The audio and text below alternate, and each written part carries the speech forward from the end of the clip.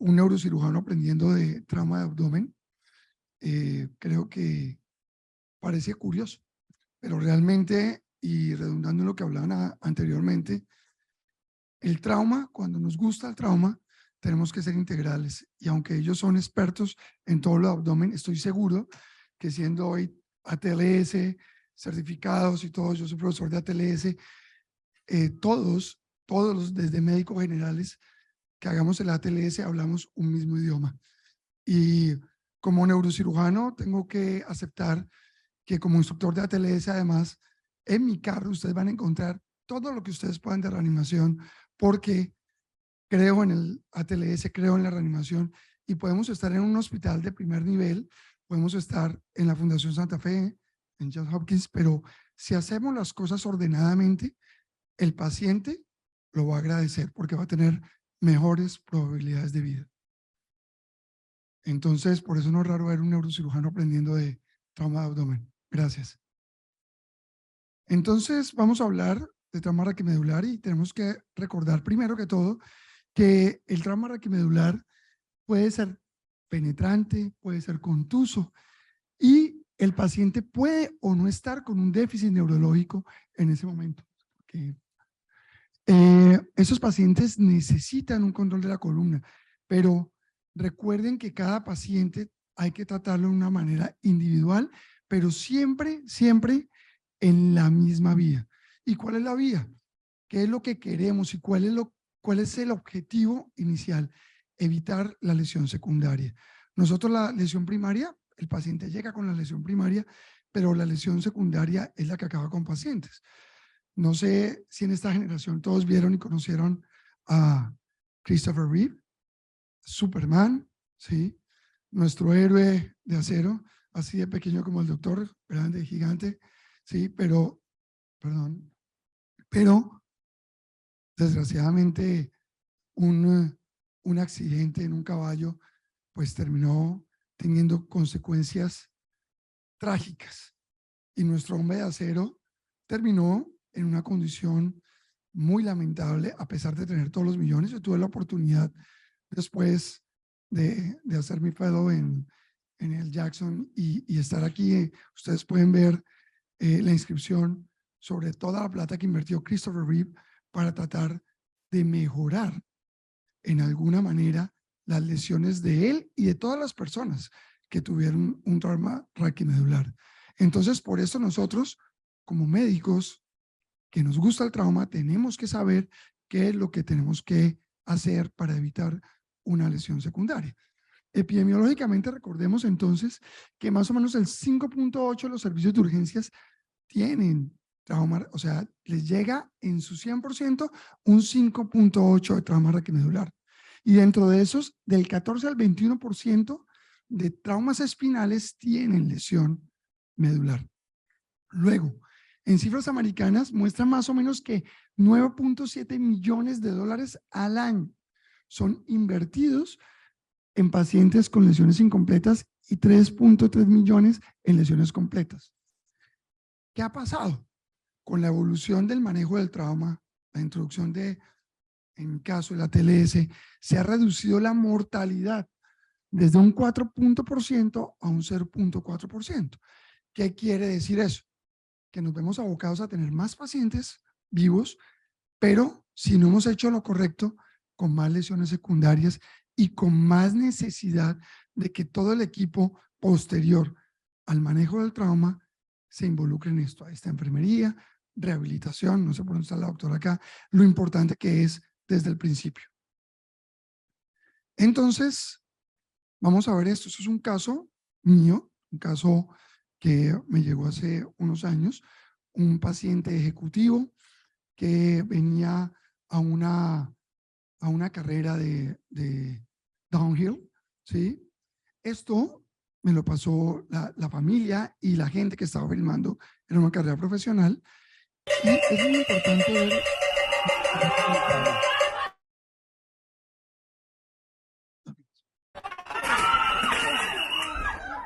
¿se pudo ver o no se pudo? No lo levante, no lo mueva, no lo mueva, no lo mueva, no lo mueva, no lo mueva, no lo mueva.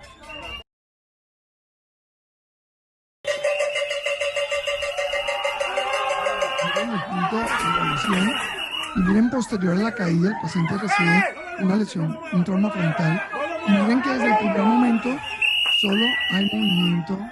No lo muevan, no lo muevan. ¿Sí? Entonces ya tenemos un paciente que ya sabemos que tiene una lesión primaria y tenemos que evitar una lesión secundaria. Entonces el caso clínico siempre tenemos el motivo, el paciente, 49 años, presenta una caída en bicicleta, iba con un casco profesional, iba con sus medidas, no nos dicen cómo fue el mecanismo de trauma en un principio, ni qué lesiones había externas del paciente, pero lo que sí nos informan es que el paciente tiene piel caliente, no moviliza ni brazos ni piernas, tiene una frecuencia cardíaca de 80 por minuto, una respiratoria de 16 y una presión de 80-40, con una escala de Glasgow de 15. ¿Sí? Entonces, inmovilizan contra la rígida, canalizan una vena periférica e inician solución salina normal para restituir volumen. Lo que tú hablabas de la primera parte, lo importante del traslado primario y de enfermería. Podemos partir que acá en Colombia hubo dos épocas. Cuando el traslado, el manejo prehospitalario era un caos, aunque todavía existe mucho, pero después de que el doctor Ander Rubiano intervino a nivel de toda la parte de administrativa, logramos tener una educación en el manejo prehospitalario y en el traslado, que es muy importante, ¿sí? Pero aún así, en las condiciones que tú decías respecto a Colombia, uno puede como profesor de trauma, en la TLS, usted puede en el sitio del trauma, si está como primer respondiente, ubicar a un grupo de personas y usted como director de ese grupo, ayudar a que la lesión sea menor. Aquí no vamos a tener la ambulancia lista, pero sí podemos tener y educar a la gente según nuestro conocimiento para que la inmovilización y el traslado evite esa lesión secundaria. Entonces, ¿qué lesiones puede tener este paciente con esto que vimos? ¿Está o no está en shock? ¿Alguien se atreve a decir está o no está en un estado de shock? Presión 80-40, una frecuencia respiratoria de 16, ¿sí? Y una frecuencia cardíaca de 90, creo que dijimos, de 80, ¿sí? Entonces, ¿está en estado de shock? Sí. ¿Y este shock mejorará con líquidos? No. Ojo con esto. Entonces, aprendamos a identificar en qué tipo de lesión tiene el paciente. ¿Qué mecanismos asociados de lesión tiene el paciente? En este ya lo vimos, pues nos trajeron el video y todo. Esto no pasa normalmente en ninguna parte del mundo. En este caso, porque era una competencia, nos lo pasaron y pudimos ver y saber exactamente qué tipo de lesión, qué tipo de mecanismo de lesión. Y más adelante vamos a ver, es importante si es en hiperflexión, si es en hiperextensión, si es un trauma directo. Y lo que hablábamos, ¿qué tipo de shock tiene el paciente? Entonces, en este paciente, ¿qué tipo de shock teníamos? ¿Verdad? ¿Todos están de acuerdo que es un shock medular? ¿Alguien levanta la mano por algo diferente? Un shock medular. Yo levanto la mano, para mí no es un shock medular. Es un shock neurogénico. Y es diferente. Ojo, ¿sí? En este caso es un shock neurogénico por pérdida, probablemente, de la transmisión del sistema simpático. ¿Sí? El shock medular es pérdida de la movilidad y de los reflejos de la lesión hacia abajo. ¿Listo? Entonces tenemos que aprender a reconocer esto. ¿Y cómo se maneja inicialmente el paciente? ¿Cómo se maneja todo paciente con politrauma? ¿Sí? Para mí esto es la Biblia, siempre. El A, B, C, D, E. Cuando el doctor Holguín introdujo el ATLS a Latinoamérica, a Colombia, tuvimos la fortuna en la Santa Fe, que yo hice mi internado en la Santa Fe. Yo venía de aprender trauma en la Universidad Nacional, muy bueno, hospital, digamos, de trauma junto con los del Valle y Medellín más grandes. pero cuando entré a la Santa Fe y estaba en boga todo el ATLS, el doctor Holguín nos hizo una inversión completa en ATLS y nunca, Felipe, que fue también testigo de esa época, todos los que salimos de ese momento, sabemos manejar ATLS, sabemos manejar una reanimación, una evaluación primaria. Entonces, siempre que el paciente llegue, no importa cómo llegue, lo primero siempre en el A, vía aérea y protección de la columna cervical. Y como le decía el doctor ayer en una de las charlas, ojo que el collar cervical no inmoviliza, lo que decía el doctor, el collar cervical lo que hace es que disminuye un poco el movimiento, pero sí pone en alerta a todo el equipo que ese paciente puede tener una lesión a nivel de columna cervical. En la B, la respiración, en la C, circulación y control de la hemorragia para evitar el shock. En este caso, el paciente no tenía ninguna hemorragia. En la D, evaluar el déficit neurológico y, por último, la exposición y el control de la hipotermia. Podemos estar en Cartagena a 38 grados centígrados si el paciente pierde calor por la piel y pierde calor además si tiene, por ejemplo, en este caso, un shock neurogénico que no va a tener regulación de la temperatura. Entonces, no porque estemos en tierra caliente, tenemos que olvidar el control de la temperatura, de la hipotermia. Entonces, la protección para la lesión secundaria, idealmente tener una tabla rígida, tener el collar cervical y lateralmente en el traslado, ojalá tener los topes para que no haya movilización y que siempre el paciente esté fijo a la tabla. Pasa con frecuencia que uno está viendo y lo van a levantar y el paciente no está asegurado y se les cae. Y entonces aquí viene una pregunta. Llega al servicio de urgencias de primero o de cuarto nivel.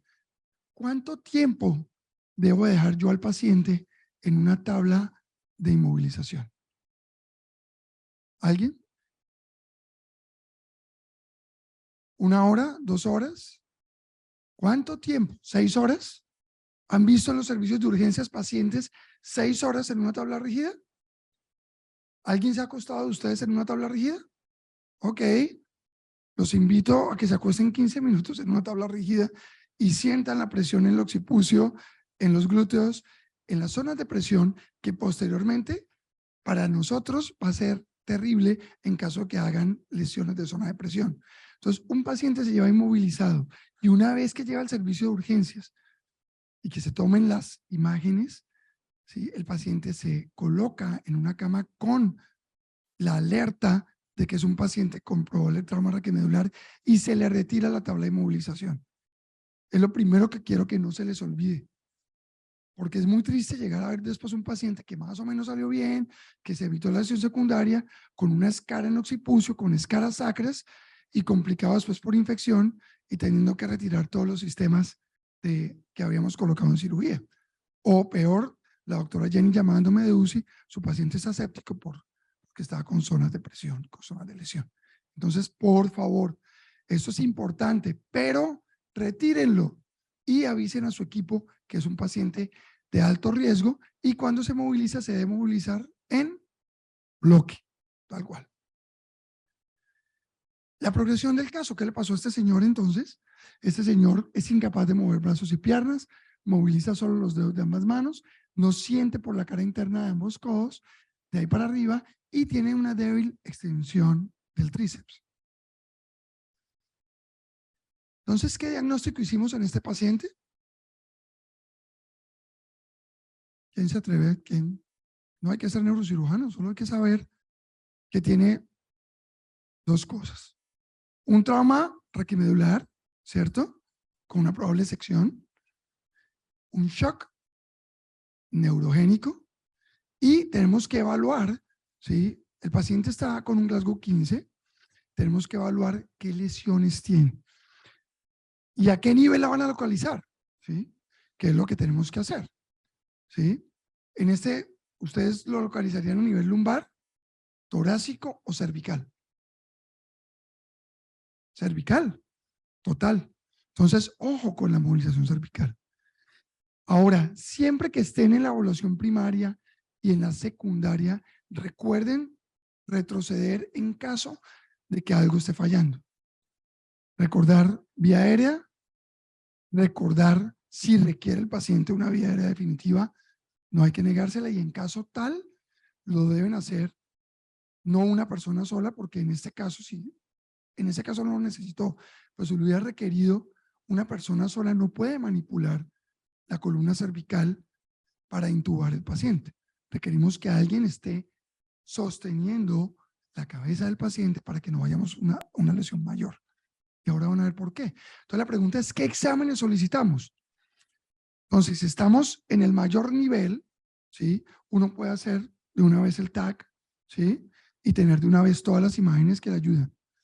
Pero si no, podemos hacer una radiografía de columna, AP lateral y transoral para mirar, ¿qué? ¿Ah? La odontoides. Es importante a veces eso. ¿Han escuchado que la gente se desnuca? Ah, bueno, es cuando se fractura la odontoides y si no la vemos y si solo nos presentan una radiografía API lateral, no tenemos completo. ¿Cuándo tomar una radiografía entonces? Entonces tenemos dos tipos de ideas. Una es utilizar la regla de Canadian, en donde tenemos que pacientes mayores de 65 años que tengan parestesias en extremidades, que el mecanismo de trauma sea peligroso. ¿Este mecanismo sería peligroso? Sí. Que, o sea, una carga axial en cabeza, caída mayor de 1 metro o 5 peldaños, accidente en bicicleta, accidente de vehículo a más de 100 kilómetros con expulsión. Esos pacientes todos van a rayos X. En caso de que la colisión sea leve, que la posición el paciente esté sedente, tras el accidente pueda deambular, el inicio del dolor sea tardío y haya ausencia de dolor en línea media, en la parte cervical posterior, ese paciente podría no tomarse rayos X. Siempre se prioriza el estado clínico del paciente. Y si el paciente puede rotar el cuello a más de 45 grados, se puede obviar. Ojo, que esto es importante. Cuando yo estudié, estaba en ese momento todavía la TLS no estaba, cuando estaba en 9º semestre.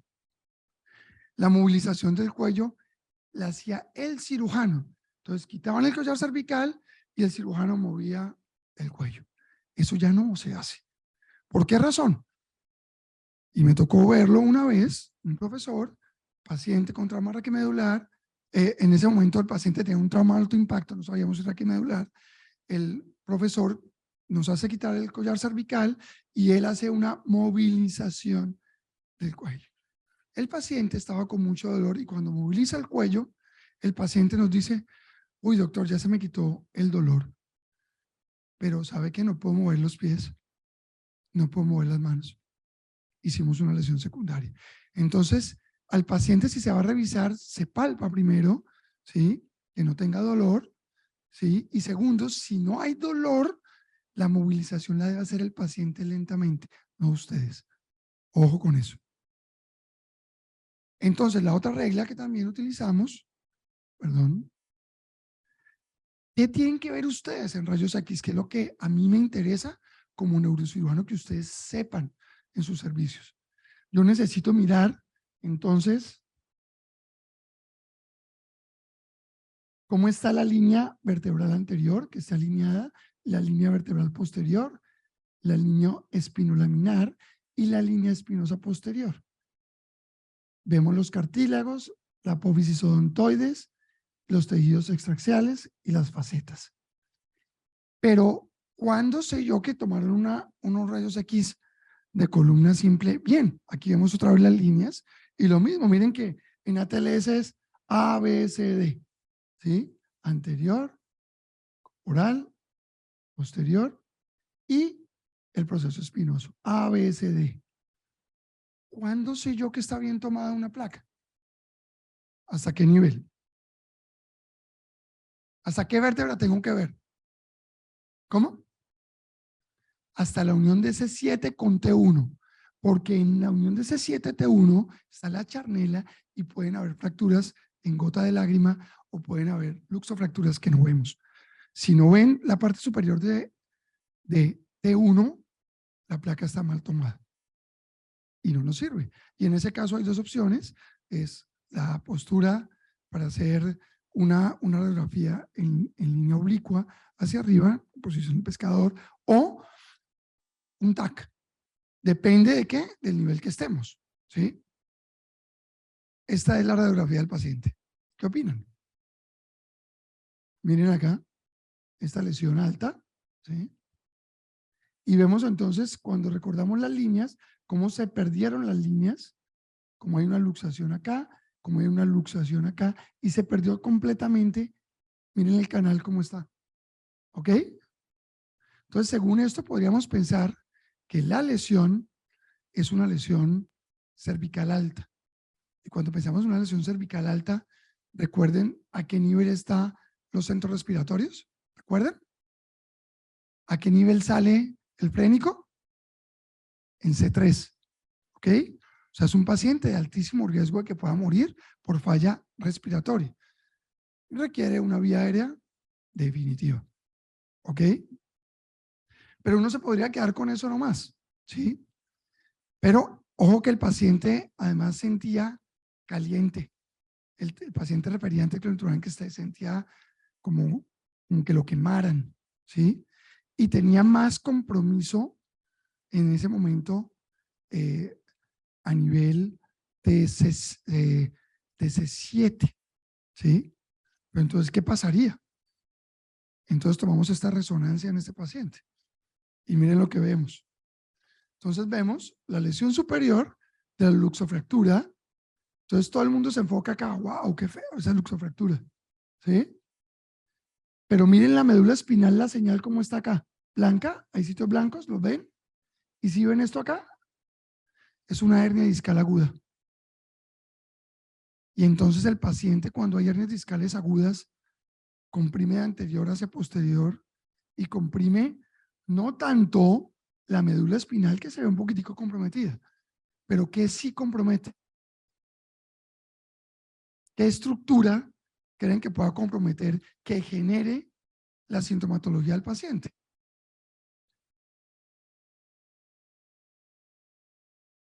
¿Está complejo? No.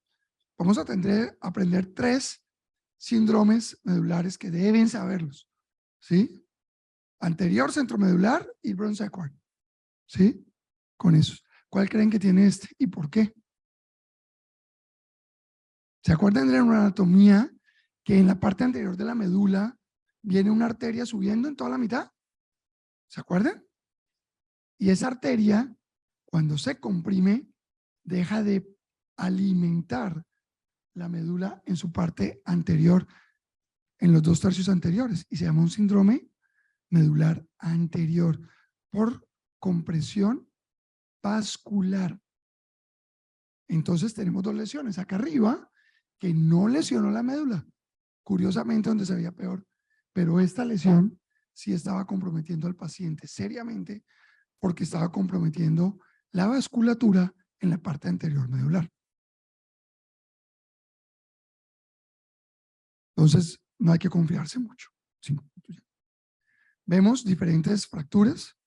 Vamos a ir rápido, estamos un poquitico desfasados en tiempo, pero básicamente, para que recordemos, hay que ver la apófisis odontoides. No sé si logran ver acá una fractura. ¿Sí la ven? La odontoide separada. Ok. En esos casos, ustedes dejen inmovilizado al paciente y llamen a neurocirugía, por favor. O a un ortopedista de columna, que sepa. La tomografía pues es mejor, es ideal en el caso de que tuviéramos todos los recursos. Tiene mejor resolución, mejor visualización de articulaciones, una definición limitada en tejidos blandos, pero una sensibilidad del 99% con especificidad del 99%. Ojo en el examen neurológico y lo voy a mostrar rápido. Miren, uno no puede movilizar solo al paciente. Usted tiene que, en el examen neurológico, inspeccionar palpar, rotación en bloque, que mínimo necesita 3 personas. Alguien que es el que dirige, que sostiene la cabeza, y 2 personas, una arriba y una atrás. Y necesitan otra persona para que posteriormente examine la alineación posterior y ahí si hay dolor o si hay discontinuidad. Y luego retornarlo a su posición ya sin la tabla. Recordar rápidamente la evaluación de lesión espinal para ver qué nivel tiene, qué severidad tiene, ¿sí? Y para eso todos pueden tener en su celular, ¿sí?, los dermatomas y los miotomas para determinar cuál es el tipo de lesión. Si hablamos de eso un poquitico acá, pues nos demoramos más tiempo, no alcanzamos. Aquí nuevamente el Nexus, el criterio Nexus, que utilizamos para las radiografías. Esto también lo deben tener, que no haya déficit neurológico. Si hay déficit neurológico, intoxicación alcohólica, hay una distracción importante. Si no tenemos la historia clínica o hay dolor en la línea media, esos pacientes necesitan obligatoriamente una imagen diagnóstica. Nuevamente, para recordar todas las líneas, eso lo pueden tener también en su celular. Es muy importante revisarlo todo el tiempo. No sé por qué se devolvió, se está devolviendo. Bueno, esta es fractura. Quería mostrárselas porque esta es una fractura que está en la unión y realmente cuando se tomó la placa cervical inicial estaba mal tomada, eso es otro paciente, y no se veía esta lesión. Se tomó la primera placa hasta acá, se veía normal, y el paciente estaba cuadripléjico. Ese paciente es un paciente que hacía motocross y estaba en el entrenamiento de motocross y la grúa esa que entra a limpiar los campos entró con la pala arriba y cuando el paciente hizo el salto quedó con el frontal metido arriba que lo protegió el casco, pero en la charnela hizo esta luxofractura. ¿Vemos más fracturas? Vamos el examen neurológico. ¿Utilizamos qué escalas?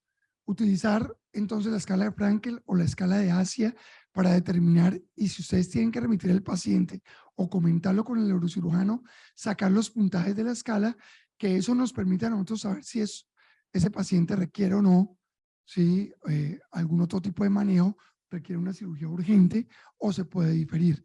Los 3 síndromes medulares que le decía que tenemos que aprender, tenemos el síndrome centromedular, el medular anterior y el Brown-Séquard. Recordar que el centromedular, sobre todo, hay una disociación termoalgésica y está perdido proximalmente la fuerza, menos que distal. En el anterior está perdida toda la parte de movilización, la fuerza está perdida, y está perdido la parte de dolor y temperatura, pero el paciente tiene propiocepción. Y en el Brown-Séquard, básicamente es una hemisección dada más que todo por elementos penetrantes, que lo que muestra básicamente es que de un lado está perdido la fuerza y se conserva en el otro lado y se conserva la temperatura, y en el otro no hay sensación de dolor. ¿Ok? Aquí tenemos los 3. Ya me dijeron que quedan 2 minutos, entonces eso es para que lo recuerden y lo tengan. El Brown-Séquard, entonces, más común en penetrantes, pérdida de dolor y temperatura contralateral, y se conserva, hay lesión motora ipsilateral y lesión de propiocepción ipsilateral. Básicamente este paciente pues requería una cirugía urgente, aunque había que estabilizar arriba. Lo más importante en ese momento era no causar la lesión secundaria en la parte superior y hacer una disectomía anterior para quitar toda esa compresión. El paciente llegó inicialmente en un Frankel A, ¿sí? Pero gracias a una intervención rápida, posteriormente el paciente recuperó. La pregunta de siempre: ¿uso de corticoides? ¿Sí o no? Cuando yo estudié, me acuerdo que me dieron palo para aprenderme toda la fórmula de cuánto por kilo, de cuánto colocarle, en qué tiempo. Actualmente no existe evidencia en favor del uso de corticoides. Algunas personas lo usan en lesiones que son incompletas mientras llega el neurocirujano. Nosotros en la Fundación Santa Fe no lo utilizamos porque no hay una evidencia clara y en cambio sí hay más lesiones posteriores. Actualmente se recomienda entonces que no lo usemos, y esto para terminar mostrarles que ya existen cosas que, aunque estamos en situaciones ideales, ya los ortopedistas, los neurocirujanos contamos con sistemas de neuronavegación que los invito a que los conozcan allá afuera. Esto les permite en una velocidad que ustedes no se imaginen y con una precisión mucho mayor llevar a donde queremos los tornillos. Simplemente lo colocamos, lo ubicamos y lo vamos viendo en tiempo real, con menor exposición de radiación para el paciente y con una precisión y una velocidad mucho mayor. Siempre apuntar esto. Miren, aquí tenemos a uno de nuestros colegas, esto fue en Alemania, el doctor Rodríguez, colocando 6 tornillos en 30 minutos con una neuronavegación, lo cual nos permite pues tener un mayor control de un paciente que requiera más cirugías. Y vemos cómo se coloca. Y las conclusiones básicamente, entonces nunca olvidar el ABCDE, nunca. Siempre con eso, manejar el shock, identificar los diferentes tipos de shock, hacer un buen examen neurológico, utilizar las escalas adecuadas y según si es una lesión estable o inestable, llamar rápidamente al cirujano, ya sea neurocirujano o ortopedista de columna, para que resuelva. Y lo otro, que lo hemos hablado durante todo el tiempo, ustedes lo han hablado, todos lo han hablado, el trabajo en equipo. Nosotros en la Fundación Santa Fe tenemos una gran ventaja y es que trabajamos con un partner neurocirujano y un partner ortopedista de columna, lo cual permite tener mucho mejor final para los pacientes. El ortopedista hace la fijación, nosotros hacemos las descompresiones y nos ha funcionado muy bien hasta ahora. Pero para todos siempre hay que aprender a trabajar en equipo. Esto para agradecer a todos la venida acá a Cartagena, esta vista tan hermosa desde acá, y especialmente al doctor Juan Carlos González que me invitó, y una mención especial a mi mentor en trauma que fue el doctor Alfonso Holguín. Muchas gracias.